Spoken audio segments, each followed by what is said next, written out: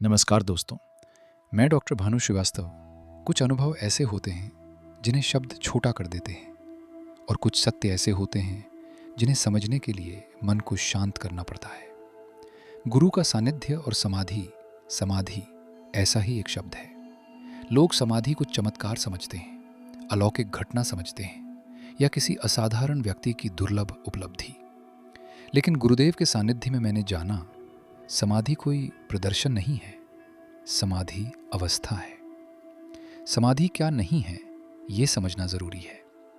समाधि बेहोशी नहीं है, समाधि दुनिया से कट जाना नहीं है, समाधि शरीर छोड़ देना नहीं है। समाधि पूर्ण सजगता है, इतनी सजगता कि देखने वाला और देखा गया एक हो जाए। यही कारण है कि सैकड़ों समाधियां लेने वाले पायलट बाबा ने कभी समाधि को घोषणा का विषय नहीं बनाया, क्योंकि जहां घोषणा है वहां अभी द्वैत शेष है। योग दर्शन की मूल धुरी चित्त योग दर्शन कहता है योगश चित्तवृत्ति निरोधा, लेकिन इसे दबाने की बात नहीं करता।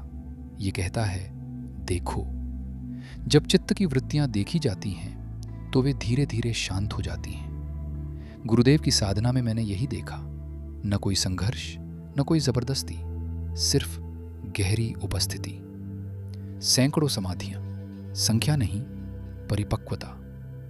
जब लोग कहते हैं कि गुरुदेव ने इतनी समाधियां ली तो वे संख्या पर अटक जाते हैं, लेकिन सत्य संख्या में नहीं, स्थिरता में है। समाधि यदि क्षणिक हो तो वो अनुभव है, यदि स्थायी हो तो वो जीवन स्थिति है।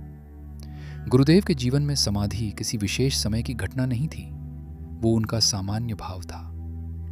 विज्ञान और योग, दो भाषाएं, एक सत्य। आज आधुनिक विज्ञान जिसे कॉन्शियसनेस कहता है, योग उसे चैतन्य कहता है। विज्ञान प्रयोगशाला में मस्तिष्क की तरंगे मापता है, योग अनुभव में मन की लय देखता है। दोनों का उद्देश्य एक है, जानना।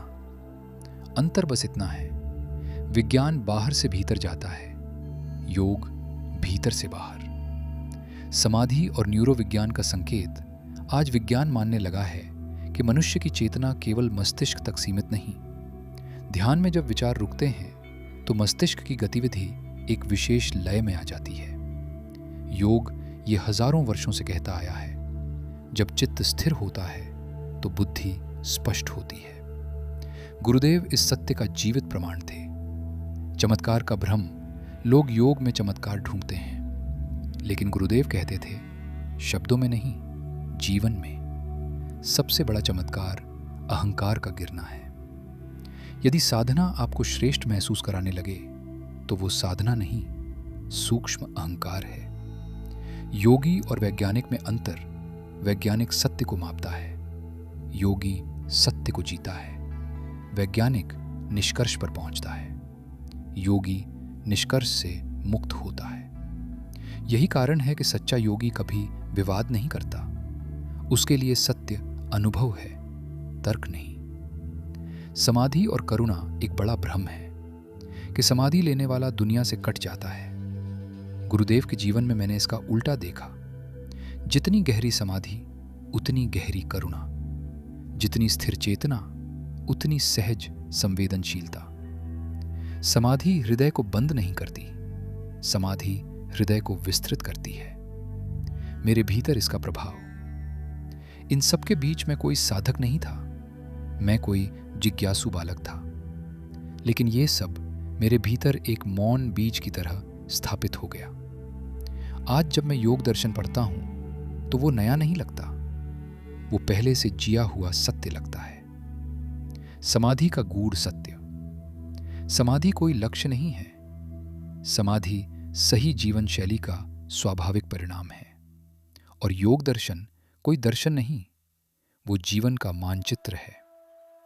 यदि योग आपको पृथक कर दे तो वो अधूरा है। यदि समाधि आपको संवेदनहीन बना दे तो वो भ्रम है। सच्चा योग आपको जीवन के केंद्र में स्थिर करता है। ओम नमो नारायण।